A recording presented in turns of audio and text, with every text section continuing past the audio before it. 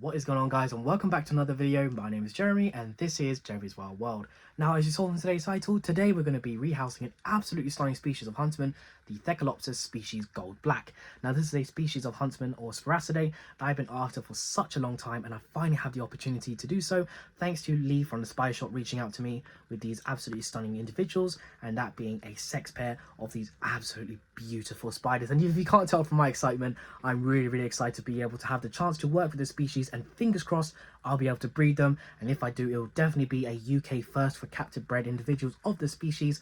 And yeah, so basically I will be showing you the sex pair, showing you just how beautiful these spiders are, then showing you the setup that I'm going to be housing the female in. And if you follow these steps, this is pretty much how I set up the huntsmans I get from Malaysia, Thailand in general. So if you guys are looking to get into Asian huntsman species, this is basically a setup that I will do for pretty much all of them, give or take, you know, more space than others. But yes, so before we get into today's video, guys, I just want to quickly say that according to my YouTube statistics, a lot of you guys who watch my videos aren't subscribed. So if you enjoyed today's video and you want to see more, click the subscribe button as well as the notification bell down below so you guys don't miss out on future content. Now, without further ado, let's jump into showing you the absolutely stunning pair of Thelcticopis species Gold Black. So to kickstart today's video, guys, how can I not begin by showing off the beautiful pair of huntsmans I just got in, the Thelcticopis species Black Gold. Now, these are an absolutely stunning species of huntsman spider that I've been wanting for years, and I finally managed to acquire some, and a sex pair of adults at the same time. Oh, I'm so excited. But let's start off by showing you the adult female, who is still in her tub. I've just unboxed these, guys, so don't worry, these tubs aren't permanent. But as you can see right here, absolutely beautiful. Let's pop off the lid and just show you guys why I love these huntsmen so much. So this is the adult female, and as you can see, just a beautiful specimen with that gold coloration, the pitch black, and then as you can see on the legs, the reflective green coloration that comes off, just so beautiful. And to actually have a adult female, I've been told, has been quite hard to acquire here in the UK, so hopefully I'll be able to breed these. And I'm just so excited, and she's going to be the one I'm rehousing today. The male I'll rehouse off camera, but let's just show you how I can tell that this is an adult female. And this is how you are able to sex huntsmans in general, even most true spiders or araneomorphs, you can sex them like this. So females will have an epigene. So essentially what the epigene is this little spot right here on the abdomen. Now if I just bring the tub a little bit closer so I can show you guys, excuse the clarity, it's not the greatest, but that little spot there on her abdomen, is basically her external part of her reproductive organs. And what she'll do is allow the male to insert his emboli into that spot there, and that is where she'll receive the sperm and hopefully become fertilized. Now, I just having this species in my collection, I'm so excited. You can tell she's went to the toilet inside the tub in the meantime. But yeah, an absolutely stunning species, and I'm just so excited. Let's just show off the male really quickly.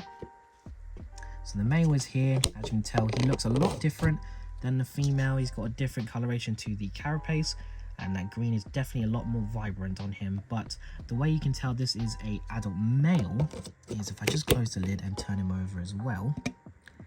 Take a look at those pedipalps, a lot more bigger than the females. All huntsmans and araneomorphs in general have larger pedipalps, and they will have little hooks at the end of it, and that's how you can tell that they're mature, is when you can visualize the hooks on the emboli.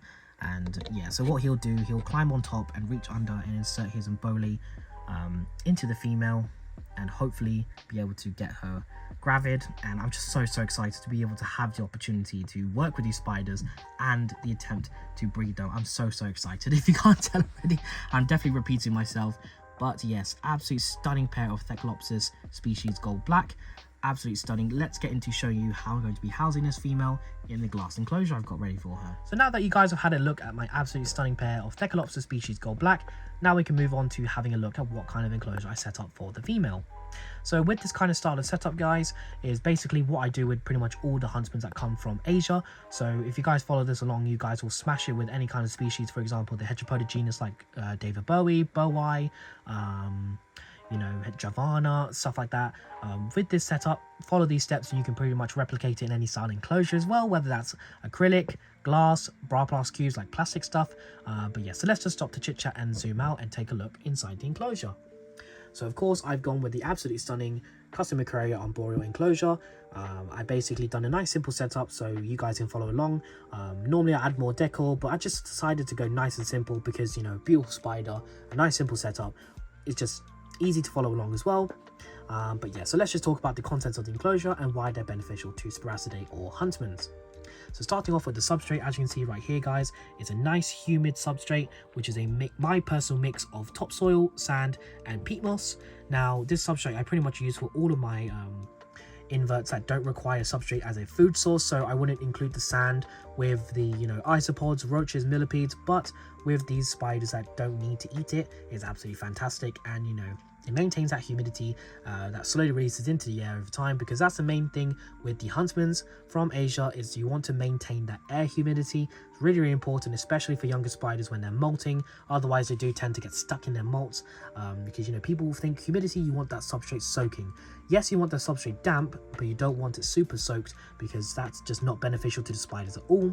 You want to maintain that air humidity. So what I will do is maybe once every couple months, I'll soak this substrate, not super wet, just enough to I notice that the substrate majority of it is hydrated, and then I will mist every week to ensure the air humidity is optimal for the spider.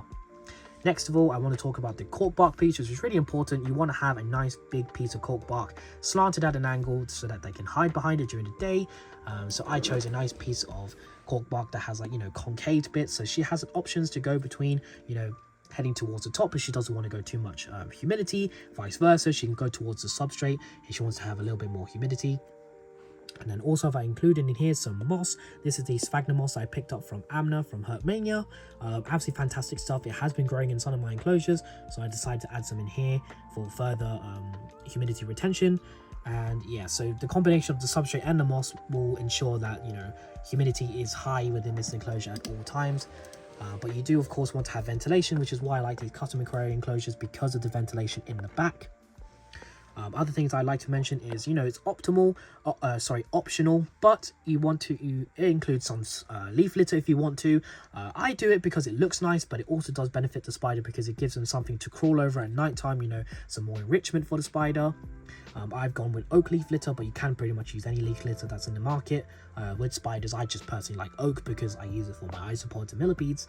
And yeah, the last thing I want to mention is of course the live plant in the back. So this is just a basic pothos plant, but this is really important for Sparacidae because as it grows, Sparacidae will sit on top of the leaves at nighttime. I have seen many of my Huntsmans utilize pothos at nighttime, especially my Hedgepoda David Bowie female that I had before. She loved to sit on the pothos leaves, and the one thing with Thelcticopis is that they will actually utilize the leaves and make like a hammock out of them. So hopefully this plant will propagate within here, and you know, she can utilize that at nighttime, and it just looks a lot more natural. And I say this is a pretty nice looking enclosure. And yeah, so if you guys follow these steps and set up an enclosure in this style way, you know, you don't have to add a plant. You can add a fake plant if you want to, if you don't want to use a real plant. You know, leaf litter is optional, but it looks nicer. But yeah, so this kind of enclosure is what I set up for the Thelcticopis, and what I would also use to set up for my other species of Huntsmans that originate from Asia.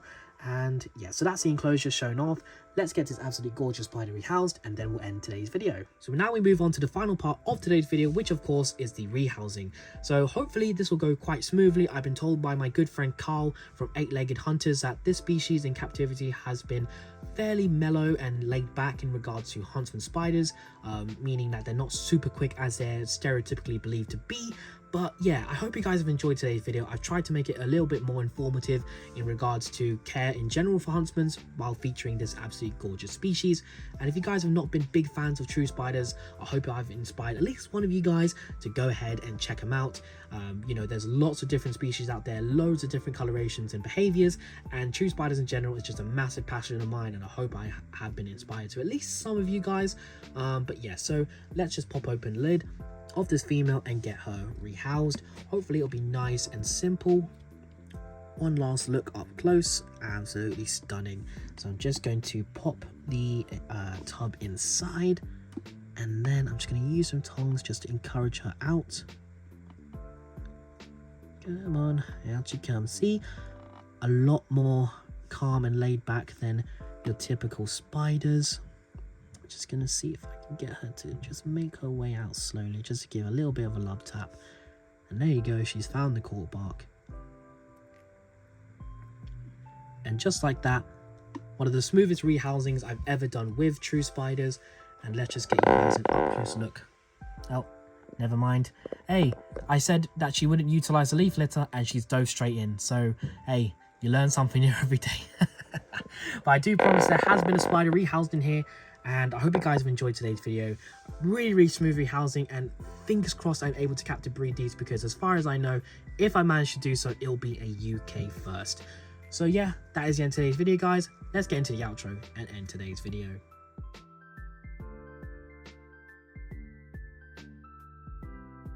So that is the end of today's video, guys. What do you think? What an absolutely stunning species the Thelcticopis species gold black is. I'm honestly so excited to have this species in my collection, and I hope you guys enjoyed seeing them too.